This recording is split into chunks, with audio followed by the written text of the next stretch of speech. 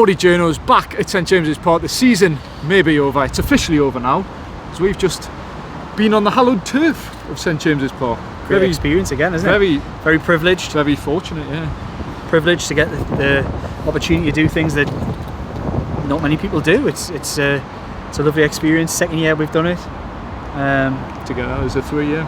It is. Although there's a big badge. Yeah. Geordie Journo's cracked badge. Well, we're on the same team last year, weren't we? We got absolutely hammered. But I was on the losing team this time, but used to were winners. Yeah, but you were the real winner, Liam. Because in the first half... I wasn't going to mention it. No, in the first half, score 1-0 to us, we were winning. Yeah. Liam Kennedy bends one, top right-hand corner of the Gallagher stand, and you've got proof that you did that in your hand. It was voted by members of the club media team. Sorry, apologies. This, as usual, Geordie Journos, there's got to be something going on. As we're trying to give me the plaudits and you're waxing lyrical about us, Jordan's having to hang on to the tripod for dear life. We're going to get the money out of this and we're going to buy a better tripod. I think that's what we're going to do. Yeah. We always say this. We try our best. All talk. But anyway, the club media team decided that I scored the goal of the match. In a 3-1 defeat, that you guys won the game 3-1, but I scored, I ticked off a bucket list. I gave up. 20 minutes in, I scored, and then that was the end of me, wasn't it? At one point, Jordan turned to us in the second half after I'd given him a little bit stick when he was marking us, and he went, "Yeah, I forgot you were here." And I just said to him, "Don't worry, the scoreboard will let you know. Yeah. The scoreboard will tell you that I was here." And I scored with my left foot. Whoop, it's nearly gone again. Scored with my left foot at the Gallagher, and there you are. That's me. Goal of the match. It's a shame we haven't got it on camera. We're going to try and get it, but nobody was recording really with us. So we were on the pitch at the time. It was Miguel Almiron-esque. I'm not left-footed. The ball was slightly behind us. I think it might have been Andy Sixsmith or Craig Hope. It was one of them cut in from the left-hand side. Played a ball. It was behind us. I brought it under control with my left and thought I'm just going to have to hit it with my left foot, and curled it in the top right-hand corner of the Gallagher. Well done. No celebration. Why are you on the losing team? I didn't know what to do. Do you regret that? I didn't know what to do. I was like, I was really happy inside. No corner flags involved. But no, I wasn't Lee Ryder, who fellow YouTuber, Chronicles, main man, Lee Ryder, went straight for the corner flag when he scored the second half. Yeah. The winner, it was the winner, wasn't it? 3-1. Put it to bed, didn't it, later on? Yeah, because we were really pushing. We give you a good game, but not to be. Have we explained the final score? 3-1. It was 3-1, yeah. 3-1 to the black and whites, the home team, the home dressing room used to. Oh, it was brilliant, yeah. And we were in the blue kit. Mark Douglas, Simon Bird, Andy Sixsmith, plenty of names out there that you'll know. Craig Hope. Who was on your team? We had Chris Waff. Chris Waff was good. Scott Wilson. Scott Wilson at the back. Simon O'Rourke, ITV. Solid back line. Disciplined, wasn't it? I've got to say the man of the match, Jeremy Armstrong. I think he works for the Daily Mirror. Daily Mirror. He was. I'm not sure, but he was unbelievable. He got He scored the opening goal. He got a trophy for He got player of the match and I got goal of the match. Yeah. Yours is better because it proves you scored. It does actually, because I don't think there's any video evidence of this, and I could be lying, I could be just trying to wax lyrical, but it was actually a decent goal. It was, yeah. And I'm not really a goal scorer. I had a bird's eye view. I didn't have a bird's eye view. I had a clear view as you I think you sort of curled it around me. I think I was there and I looked back and I seen it was heading for the top corner and it did hit the top bins. It did. The goalkeeper. It's his name again. Could he have done better? No, I don't think he could have. I think he was a solid goalkeeper and that was good top for the bins where shootout. He was there but he couldn't quite get it. So I didn't take a penalty in the penalty shootout because I didn't want to tarnish me day. Whereas you two guys scored in the penalty shootout. I scored last year. Yeah, I had some demons to get rid of. After missing my penalty last year. Tried a Panenka and did not work out. This year I just scuffed it again. But there was enough power in it, wasn't it, really, to take it past the goalkeeper low. But enough. You're just a rock. You've got a rocket left foot. Yeah, I just put my foot through it and yeah, it hit the roof of the. I might be bigging me penalty up here. I'll put it across the screen, but I think it hit the roof of the net. Yeah. Or close enough to the roof of the net. It was a good penalty. That's how it plays in my mind anyway. But it went in, and that's the main thing. Roberto Carlos. Roberto Kratos. So, yeah. Anyway, right. We've indulged. Well, I hope you enjoyed that. About 5 minutes. We had fun. Okay. Yeah, very good fun. 4 Rivers, financial planning. Yes. We better mention them nice and early. Any investment, any pension advice that you need, again, look in the bio, you'll get the bits and bobs. Some people feeling old out there today, I think. Yeah, I think I'm going to go for some pension advice on Saturday, because I don't think I'll have a walk again. Felt like a pension. I think we all need it. Newcastle United, season's over. St James's Park for the England game the other night, decent game, but now we're Champions League. The transfer window. Too soon. The transfer window's about to open, and Newcastle are getting down to business by the looks of it. Yeah, nearly there with obviously the Lloyd Kelly situation. We've known about that for some time. Everybody knows that's a deal that's going to almost certainly go through. He's been released, confirmed released by Bournemouth, which is as to be expected. One of the questions put out there, I should probably do you want to waffle, as we're very good at, for a minute, and I can see if I can find this question, because I've said this before. We're normally, there's questions that you guys pose that we like to answer, and somebody asked the question and I'm reluctant to ask it without knowing who asked it. Okay. So yeah, Lloyd Kelly. Newcastle have been interested in Lloyd Kelly for a while, since Eddie Howe came in, really, since Bournemouth were a championship club, from what I remember. And yeah, since the back end of last season, been working on this deal. Still yet to be formally announced, but his release from Bournemouth has been confirmed as of today, which is Wednesday.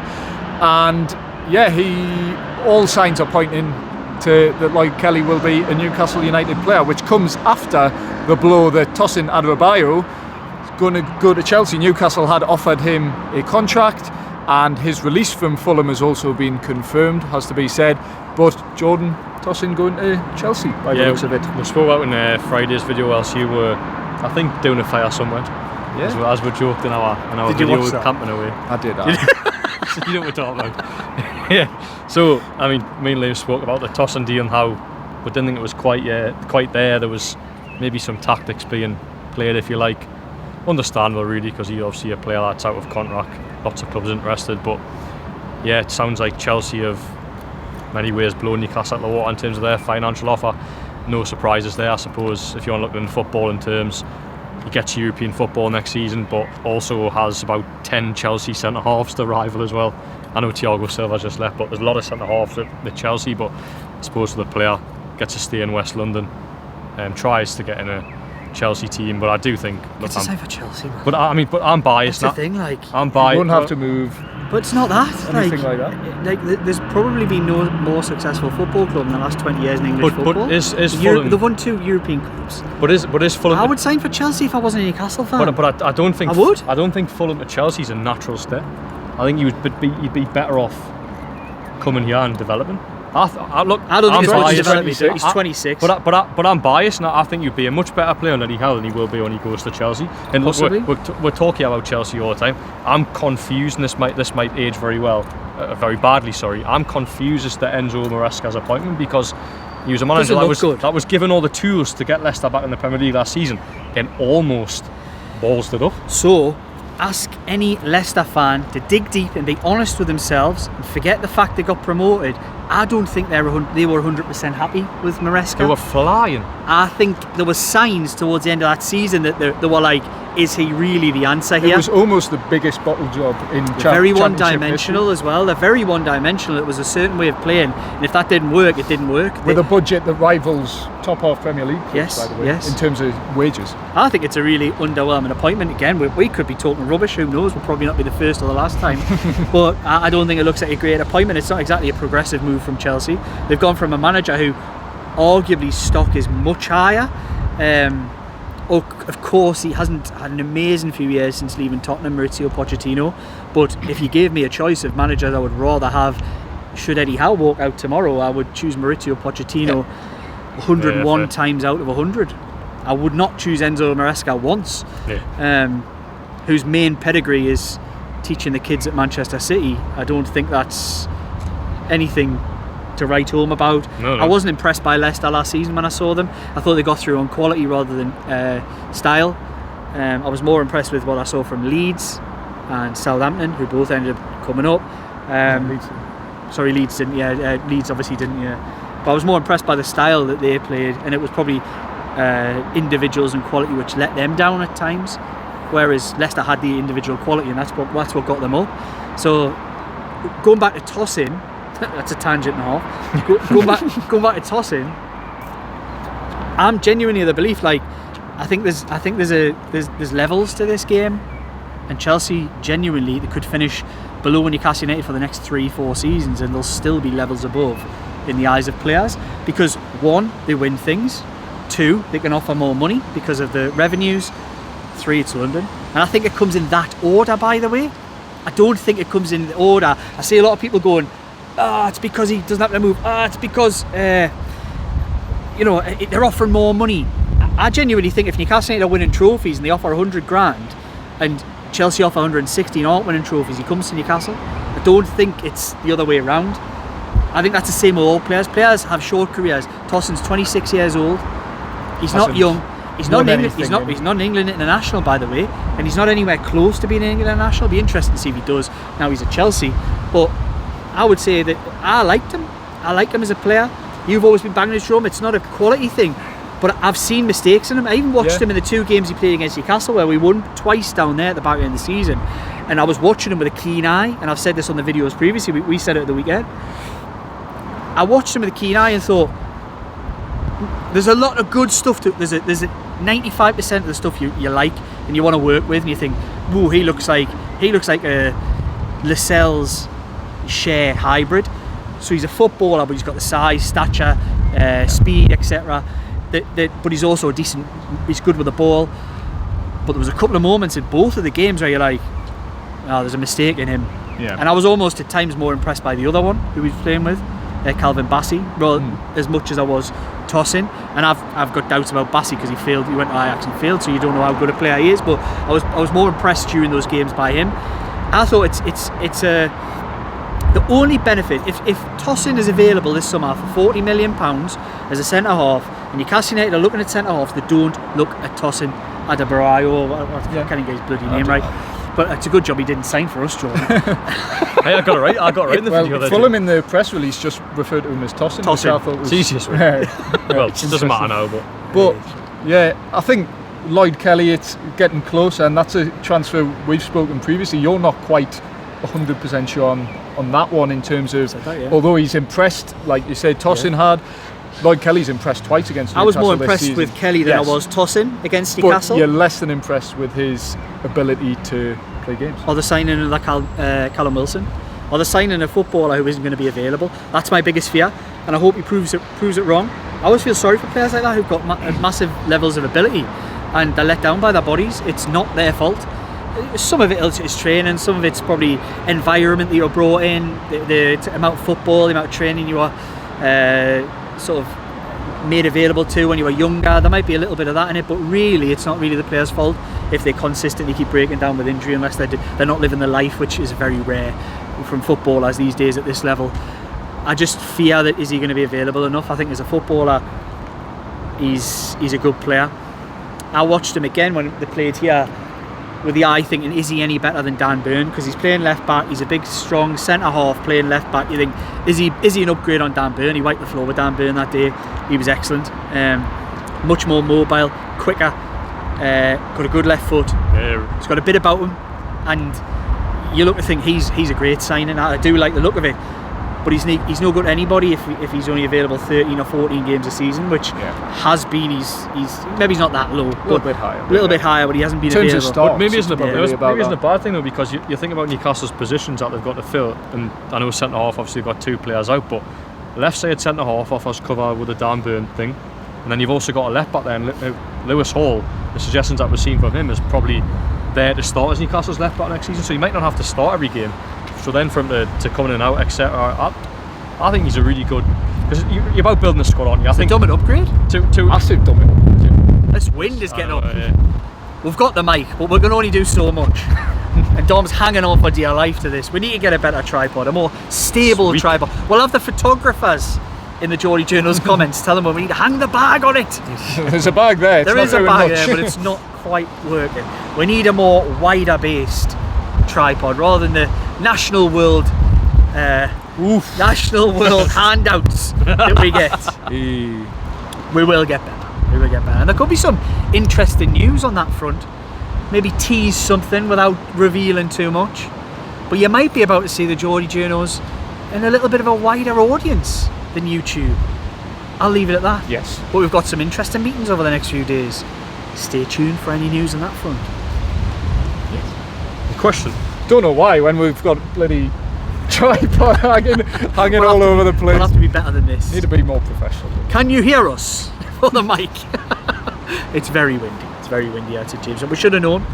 We should have got our act together and done it in there. But when we were on the pitch, But to be fair, it was raining and it was pouring down. shining inside St James's Park. And everybody went to Shiraz For a debrief. for a pint, the awards, and a little bit of food. So Grand.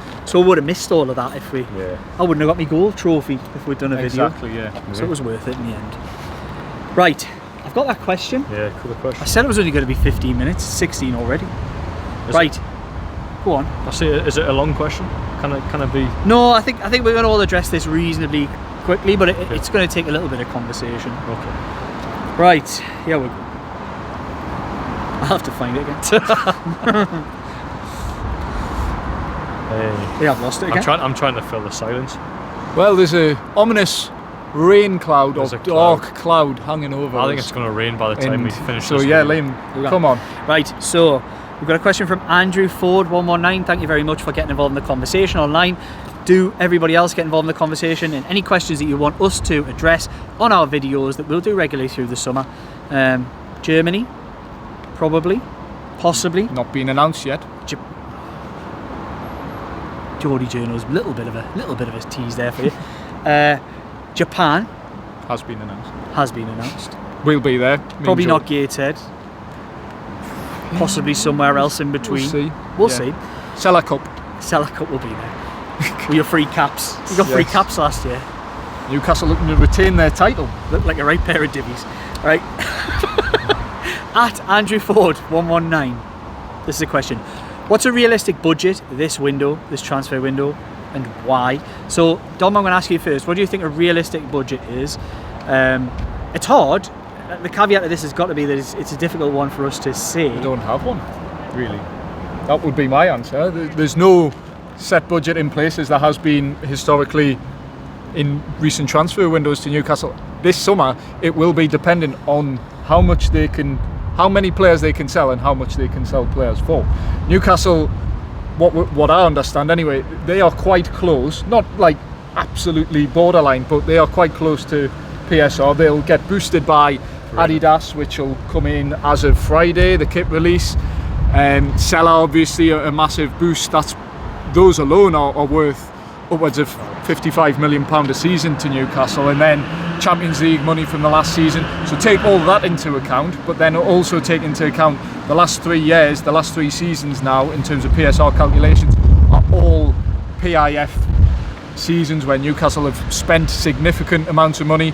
So in terms of a transfer budget, Newcastle could probably stretch one major signing as things stand, maybe pad out the squad a little bit more, the likes of Lloyd Kelly, maybe a couple more.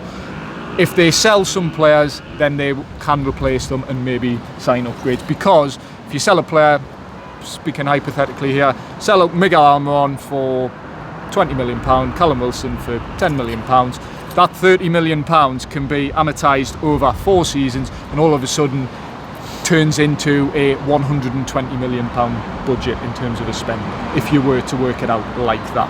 So to answer your question, do they have a budget? Not really, but there is money to spend there, and they could probably make a couple of major signings, but it's going to be dependent on player sales. So Jordan, Andrew Ford 119, to remind everybody out there of the question, thank you very much for putting that question in our comments. What's a realistic budget for this window and why? Yeah, I mean, Eddie Howe said on the final day of the season after Brentford that budgets don't exist anymore. He did, yeah. They don't. So I'll just echo what Dom said about player sales. I think the return of Adidas, back end the Champions League money, I think they should have a competitive budget where hopefully they can go out and spend similar to what they did last year. Honestly, it's just blown away. It's starting to rain as well. It is. It's chaos here. So I would say they'll have a competitive budget where they can maybe spend levels like they did last season. That would be my Last summer. last summer. That would be my prediction. But of course, if you want to try and bolster that, it all comes down to player sales, as you mentioned. And who do you, as we're getting rained on, who do you look to sell? Well, I think we've probably done a video on that already, mentioned who we think Newcastle should sell, or maybe we should do a video on that as to players who sell. But I think we should actually. I think that'd be interesting for us to go through. And I've seen other YouTubers do it. You might be interested to see what we think on that front. There might be other YouTubers that you watch out there who've done the keep sell thing, but I've seen it's getting a bit of traction. And if you'd be interested in us doing a keep sell on our opinions, using a little bit of that information that we have about certain players, then we'd be more than up for doing that potentially. So my thought on it is, I can't really add a massive amount to what you guys have said, but I would say that Lewis Hall's already taken up a chunk of the budget that they'll spend this summer. We would think that to be about £25 million. I think there is absolutely zero reason why Newcastle United should not spend the same amount of money that they spent last summer, with some small outgoings, as you've mentioned.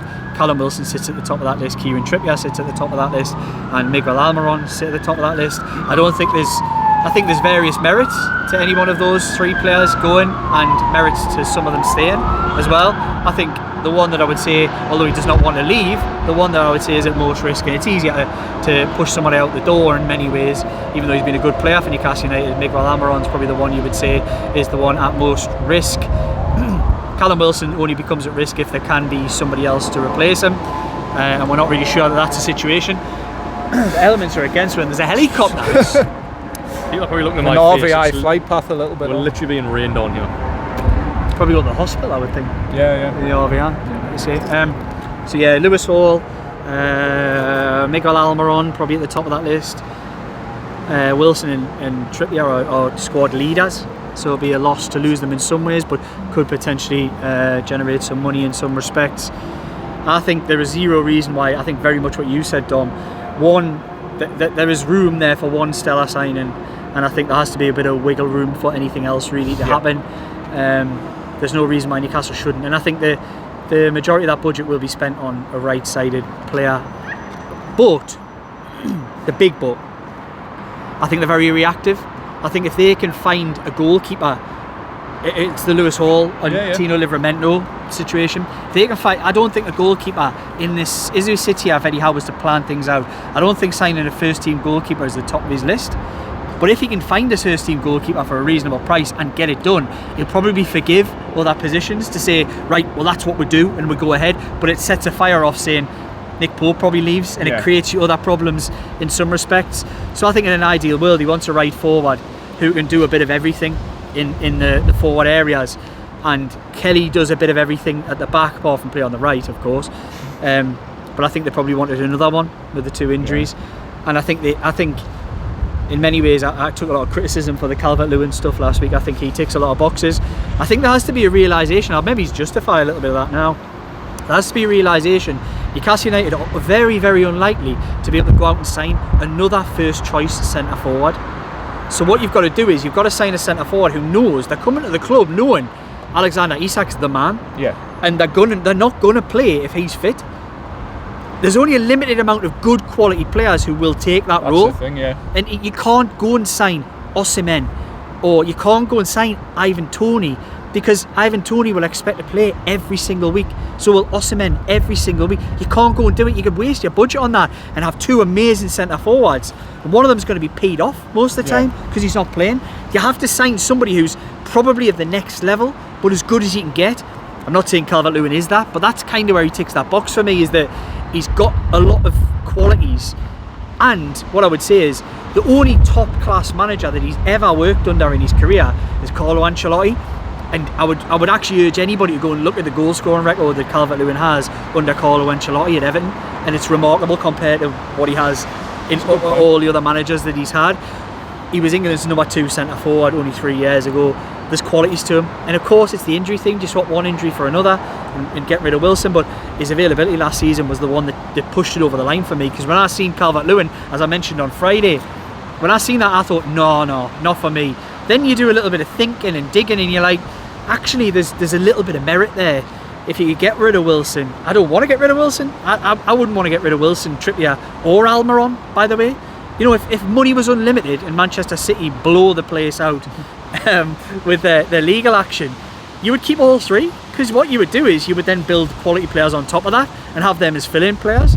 But it doesn't always work like that. You have to win trophies. to pool players like Manchester City do, or you have to offer ridiculous money like Chelsea do to be able to tick those boxes. So I don't even know if I answered the question, but No, I just think you raise an interesting point about the two strikers thing. We spoke last about the season just gone. Not many teams have a better two strikers than Newcastle. You're right. In Callum Wilson and Alexander Isak. Isak's probably one of, if not the best striker in the Premier League in terms of all-round ability. And then Callum Wilson as a number 2, which he'll hate to be called, by the way, is up there probably in the top 10, 15 strikers in the Premier League, I'd say. So yeah, as a 2, Newcastle haven't doing well, and it's how you replace that with a natural second choice striker to Alexander Isak, someone who can supplement him. But so yeah, I hope that's answered it. That's the answer to the question. Those part there. What do we think the budget will be? I think we all believe that it's going to be reasonably fluid, and I think Newcastle will be quite reactive. I think they'll move when they see value and when they see availability. And I think that currently in the market there isn't a lot of movement. We'll get the free transfers early doors, which are seeing a little bit of movement here or there. But I think Chelsea will do a big bit to kick the market off. I think there'll be movement at Chelsea, which will see movement elsewhere. That'll see money flooding into other clubs. I think Chelsea's probably the biggest. They've got the biggest chess piece, I would say, this summer, because nobody knows what they're going to do. But I suspect they're probably going to sign players like Tosin and shift on players who have much more book value with regards to PSR in centre half Trevor. your mate Trevor Chalobah. Oh, Trev. Gallagher's been linked to Trev it as and well. Gallagher. I think that we'll probably get rid of them. Which I'll tell you what, Conor Gallagher the other night I thought was brilliant. I thought he is a player who Second would half, he was fit good. right in at Newcastle I think United. he's a massive. He's like an Eddie Howe player. Yeah, isn't he? that's what I thought. I Don't mean, stop look, Brooks. he's not spectacular, but No. in terms of a Sean Longstaff upgrade, he's your man. I like him. I'd like to see He's more. limited, I'd like to but- see more. He's limited, but I feel thought, like we've got enough of that, almost. yeah. Probably. I actually don't. I'll be honest, and I thought he was good the other night. I'm going to be honest. I don't think he's England class. I think he's a little bit. I think he's a top Premier League performer. And there's loads of them. There'll be loads of quality footballers. I think Gallagher is maxed out. I don't think he gets better than what he is now. Yeah, you're probably right. And I think he's just a runner. And I think when you're in international football, when you've got the quality of England and you need to unlock doors, I think runners are useless. I wouldn't even take him to the Euros. There's a controversial opinion. I wouldn't take Conor Gallagher to the Euros.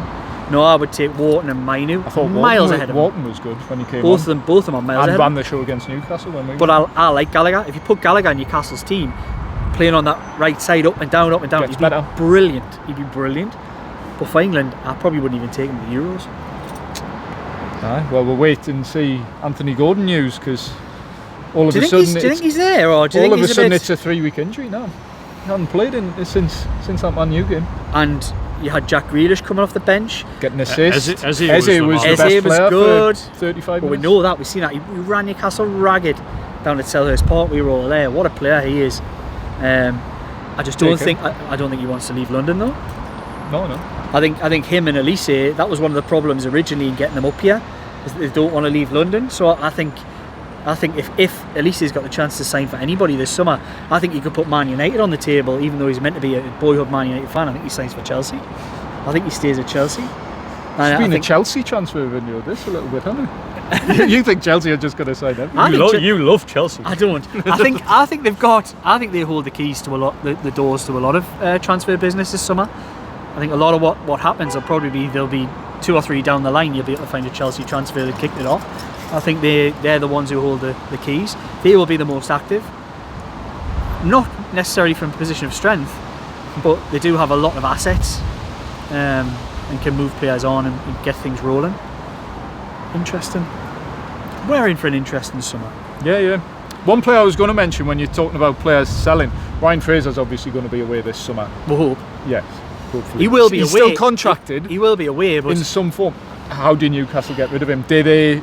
Because Southampton want him. Do you get rid of him on a free? I don't think Southampton sign him. Do you know? Just my opinion. I'm going to say this now. I've got zero information. If I'm Southampton, I maybe look at Ryan Fraser and say, "Thank you very much. You did the job. You're the gateway player. So you got us there. But what I'm going to now look for is somebody who I know will perform at that level. where he's a bit in between. He did it at Bournemouth, yes, but he hasn't done it for a long time. And he's average at Premier League level. Southampton might look and say, can we get somebody slightly better? I don't think that's as signed and sealed as many people think. I think the same out lightly. Yeah. Like Newcastle did with Matt Target. That's possible, aye. Like Christian Atsu, something like that. Yeah, They get promoted. It's also possible, yeah. It's almost like manager might look at it like Benitez. I remember going back to that summer. He signed Atsu because he didn't sign Atsu because he necessarily thought he was the best in that position, and knew the reason he signed Atsu was because he was worried that he wouldn't be given money to go and do anything else. Yeah. So it was like, I know I can sign him because it's set in his contract that if we do that, we sign. So he said, I take him, so I've got a player. Atsu wasn't signed for any other reason but that, and he did all right. And it could be one of those that Ryan Fraser ticked that box too. Yeah. Russell Martin. Chemistry as well. He's formed a good bond with Adam Armstrong, another former Newcastle player as well. Russell Martin is inexperienced at any kind of level like that as a manager. He might look and say, look, what we have we hold, and then if I can add 2 or 3 bits of quality, I've got a chance here. Because they're not a bad squad, Southampton. They're not a bad squad at all. No. Premier League's going to be harder this year. It is, yeah, because the Much 3 harder. that went down, even though Luton gave us 2 good games, it's improved, hasn't it? It's just the sponsors have been forward with us. It's felt like 4 seasons here. So since we've had the lot During of this video, rain, sun, clouds. can't even see, the but sun's sometimes back it's out. and the wind. I hope The you've wind. heard it. I hope you heard some of this. It isn't just us waffling on with no noise. That was what I did. You know when you took the pee out of us on the pitch? I looked at you and I went like that because you were chirping on to somebody, and you turned around and went, I forgot you were here. No, There's a bit of that one. if you give it, you got to take it. You know, I've just remembered there. That's, that was it. that's That right. I know you're right. That was it. Do you think I should have got sent off? He swore at the ref. He told the ref to F off. That's terrible.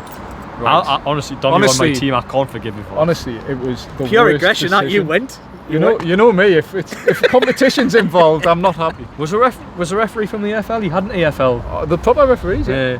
Proper I referees. like the referee. He's a canny lad, but I think he was given some decision just for the sake of it. Oh, the decision that I lost my head at was Joe Buck just kicked the ball out to play. Joe Buck, Shields Gazette, shout out. Kicked it out to play, and he gave a goal kick. Not having it. Corner. No. No, it should have been a Oh, corner. it should have been a corner. Yeah. Because I was clever. I knocked it back off him, but no. I ran it out to play. Don, apparently. that was your moment. That little clever moment down at the Gallagher end. Great assist for Lee Ryder. Did he put on a play for Lee Ryder? I mean, I did, not intentionally. No, he was trying to score. Yeah. I'm sure Lee's very. He wasn't appreciative. He was running not off. say- did he not say Nah, that? he was running off to corner flag. He had a good time. Lee Poor was, show from the Chronicles Great. main man. Great goal, Lee. We had fun. Right, is that it? You got into this, so you get loud. So yeah, that's your latest Geordie Journals video. Bit of everything. from well Bit of out everything. topics. How we headline this, I've no idea. So you got a soundbite now? Yeah, is No, there I a haven't. soundbite? We didn't do a soundbite. I said Conor Gallagher would be a perfect signing. We've praised people, Eze, stuff like that. I was thinking should we just hook it on the transfer budget. You'll not believe what Liam Kennedy done at Newcastle United St James's Park. That's what we like to see. Sign off on that. Yeah. Okay. So yeah, that's our latest video. If you like what we do, please remember to like, comment, share, subscribe, ring the bell for all your latest Geordie Journals content. Make sure to check out our next video where we'll hopefully have some big news moving forward.